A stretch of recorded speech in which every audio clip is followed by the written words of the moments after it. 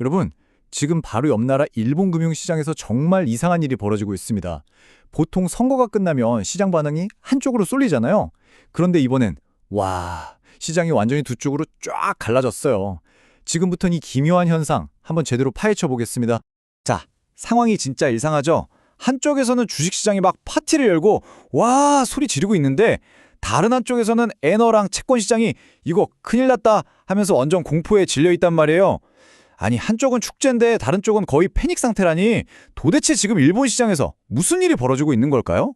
이 모든 혼란의 한가운데 바로 이 사람이 있습니다. 일본의 새로운 실세로 떠오른 다카이치 사나에, 여자 아베라는 별명이 붙을 정도로 아베 전 총리의 정책을 그대로 이어가겠다는 인물인데요. 주식시장이 왜 이렇게 열광하는지 그 이유부터 한번 보시죠. 네, 바로 이 숫자 1350억 달러. 우리 돈으로 환산하면 약 180조 원에 달하는 정말 어마어마한 돈을 시장에 그냥 풀겠다고 선언해버린 겁니다. 정책 내용을 뜯어보면 더 놀랍습니다. 180조 원 푸는 걸로는 부족했는지 2년 동안 소비세 인상도 없던 일로 하겠답니다. 세금이 덜 거치는 거잖아요? 근데 거기다 금리 인상도 절대 안 된다, 계속 저금리로 가겠다, 이렇게 못을 박았어요. 이러니까 시장에 돈이 넘쳐흐를 거라는 기대감에 주식시장이 다카이치를 외치면서 그냥 날아가는 거죠. 자, 여기까지 들으면 막 희망찬 미래가 그려지죠? 하지만 세상에 공짜 점심은 없다는 말 다들 아시잖아요? 누군가는 이 화려한 파티의 계산서를 받아들여야 합니다. 바로 이 지점에서 채권 시장의 비명이 터져나오기 시작합니다. 이제 주식시장의 환호성, 그 뒤에 숨겨진 어두운 이면을 들여다볼 시간입니다. 이 모든 문제의 뿌리는요, 일본이 이미 지고 있는 상상을 초월하는 국가빚, 바로 이겁니다. 일본의 GDP 대비 국가부채 비율 무려 237%입니다. 이게 어느 정도냐면요, 전 세계 압도적인 1등이에요. 이미 빚더미 위에 아슬아슬하게 서 있는데 거기서 돈을 더 빌려서 파티를 하겠다고 하니 채권 시장이 공포에 떨 수밖에요. 바로 이 현상을 두고 사람들이 다카이치 함정이라고 부르는 겁니다. 이게 아주 중요한 개념이니까 한번 잘 들어보세요. 뭐냐면 경기를 살리겠다고 돈을 막 풀었는데 오히려 시장에서는 잠깐 너네 이 돈 다 갚을 수는 있는 거야? 이렇게 의심의 눈초리를 보내는 거죠. 그러면서 이자율이 확 뛰어버리고 경제 전체가 위험한 덫에 빠지는 그런 역설적인 상황을 말하는 거예요. 이 함정에 빠지는 과정은 아주 명확합니다. 첫째, 정부가 돈 푼다고 발표하죠. 둘째, 시장이 저 빚을 감당할 수 있나 걱정하기 시작해요. 셋째, 투자자들이 위험하니까 이자를 더 내놓으라고 요구합니다.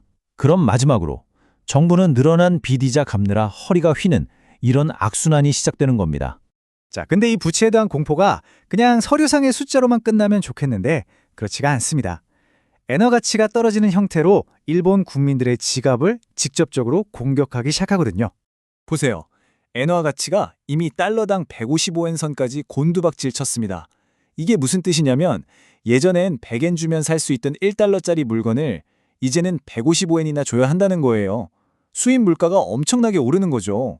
그래프가 아래로 향할수록 일본 서민들의 삶은 더 팍팍해지는 겁니다. 이 악순환의 고리가 정말 무섭습니다. 다카이치가 금리를 계속 낮게 묶어두니까 투자자들은 이자도 별로 안 주는 엔화를 팔고 이자 많이 주는 달러를 사러 달려갑니다. 그럼 당연히 엔화 가치는 더 떨어지겠죠. 근데 일본은 에너지나 식료품을 대부분 수입하잖아요. 결국 수입 물가가 폭등하고 그 고통은 고스란히 일본 국민들이 감당하게 되는 구조입니다. 여기서 정말 흥미로운 질문 하나를 던져보겠습니다. 과연 이 다카이치 함정의 방아쇠는 대체 누가 쥐고 있을까요? 답을 보시면 조금 놀라실 수도 있습니다. 이 그래프만 딱 보면 외국인 투자자 비중이 6.6%밖에 안 되는데 무슨 힘이 있겠어? 싶으실 거예요. 그죠? 일본 국채 대부분을 일본 사람들이 갖고 있으니 겉보기엔 아주 안전해 보입니다. 하지만 진짜 중요한 건 바로 이겁니다. 소유한 양은 얼마 안 되는데 실제로 시장에서 일본 국채를 사고 파는, 그러니까 이 거래량의 무려 71%를 외국인들이 쥐고 있다는 거예요. 이게 뭘 의미하겠어요? 그렇죠. 채권의 주인은 대부분 일본 사람들이지만 정작 그 채권의 가격을 결정하는 힘, 그 열쇠는 외국인들 손에 있다는 뜻입니다. 그러니까 바로 이 외국인 투자자들이 일본 정부 더는 못 믿겠다, 다 팔아! 라고 외치는 순간 일본 국채 가격은 폭락하고 금리는 하늘로 치솟을 수 있다는 거죠. 지금 그들은 말 그대로 방아쇠에 손가락을 걸고 타카이치를 시험하고 있는 겁니다. 정말 그 돈 감당할 수 있겠어? 하면서요. 자, 이제 흩어져 있던 조각들을 다 맞춰볼까요? 지금 일본은 정치적인 인기를 얻기 위해서 시장의 신뢰를 담보로 한 정말 위험천만한 도박을 벌이고 있는 겁니다. 이 표가 지금 상황을 한눈에 보여주죠. 왼쪽, 돈 풀어서 인기 얻고 싶은 다카이치의 정치적 계산과 오른쪽, 그러다 다 망한다는 시장의 경고가 정면으로 부딪히고 있는 겁니다. 주가 상승이라는 달콤한 과실 뒤에 엔화 폭락과 국가 부도라는 무시무시한 경고등이 깜빡이고 있는 거죠. 정말 만약에 타카이치가 이 줄타기에 실패해서 시장의 신뢰를 완전히 잃어버리면 어떻게 될까요? 지금 겨우 버티고 있는 주가마저 폭락하고 엔화 가치는 나락으로 가고 물가는 통제 불능 상태에 빠지는 최악의 시나리오가 현실이 될 수도 있습니다. 결국 마지막 질문은 이겁니다. 빚으로 쌓아올린 이 아슬아슬한 파티는 과연 계속될 수 있을까요? 아니면 시장의 서늘한 경고가 현실이 되어 일본 경제가 이 위험한 다카이치 함정에 빠지고 말까요?